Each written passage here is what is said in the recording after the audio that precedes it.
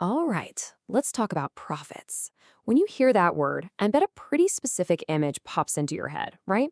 Maybe someone a little, well, cartoonish. But what if I told you that our whole modern idea of a prophet might be missing the point? Like, completely?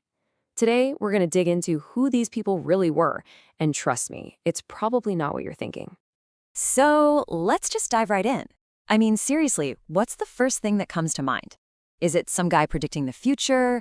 A mysterious robed figure out in the desert? The word itself is just so loaded with all these assumptions. Okay, to really get a handle on the world of the prophets, it actually helps to start with, well, with us. Let's reframe this for a second. Think about our leaders today, in politics, in our communities, heck, even in religion. What are the things we actually look for? What do we value? Well, we tend to want leaders who are, relatable, people who just get us. We look for that charisma, that polished presentation.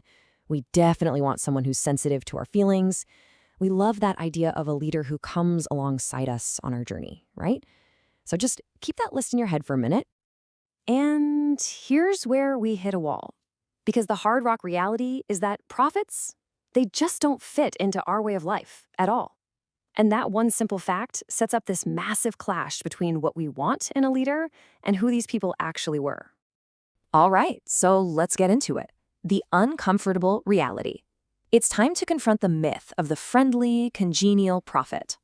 And wow, the contrast is just jarring.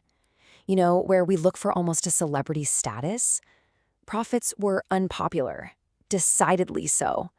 Where we want someone who's sensitive to our feelings, they had, let's just say, modest relationship skills. We want someone accommodating and reasonable, but they were anything but diplomatic. They were blunt, unceremonious, and had zero interest in making people feel comfortable. So what does that tell us? It tells us their job wasn't to be liked, it was to present the reality of God, not just explain it away. They were there to deliver God's actual commands and promises to communities who were, let's be honest, living on God fantasies. Their whole purpose was to shatter those illusions. Okay, so this brings us to their core mission. You see, their message wasn't just a bunch of random angry yelling. No, it had a very clear two-part structure, and it was designed to do something very specific. So here's how it worked. Step 1.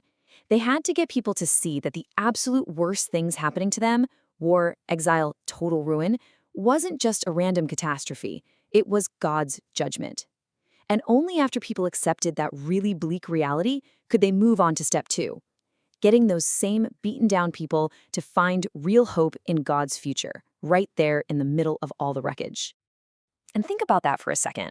That is a radical idea. Judgment from God isn't the worst possible thing that can happen. According to the prophets, it's actually the work of God to set things right. It's a corrective action, not just a punishment. I mean, that's an incredibly hopeful idea, even if it's a really tough one to swallow. So this whole mission was built on a worldview where everything is sacred ground. And this is where things get really challenging for us, because their worldview completely erases a line that we draw all the time. You know what I'm talking about? We have this habit of putting life into two neat little boxes. Over here, we've got the sacred box, that's God's part, for Sunday mornings and prayer. And then over here, we've got the secular box, which is, everything else. Our jobs, our money, our politics. It's our part. We make a space for God, but really it's about keeping God in that space so we can run the rest of our lives. Well, the prophets will have none of this. For them, that separation just doesn't exist. There's no secular box. There's no part of life where God isn't in charge. So what does that actually look like? It means that, according to the prophets, God's domain includes, well, everything.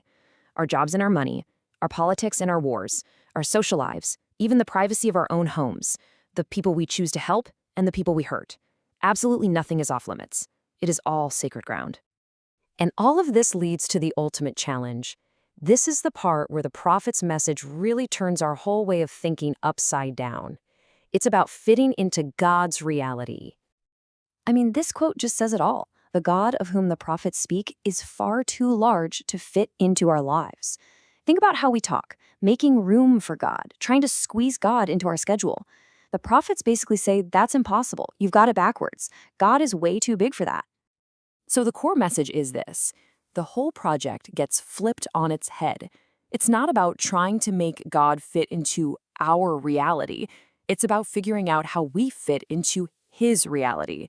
And that's not just a small change. That's a complete reorientation of, well, everything. Because in the end, prophets don't explain God. They're not there to give you a neat little textbook answer. Their job is to shake us out of our small-mindedness and just plunge us headfirst into this staggering, awesome mystery. And so their challenge echoes all the way down to us today, leaving us with a pretty tough question to chew on. What illusions do we use to cocoon ourselves from reality?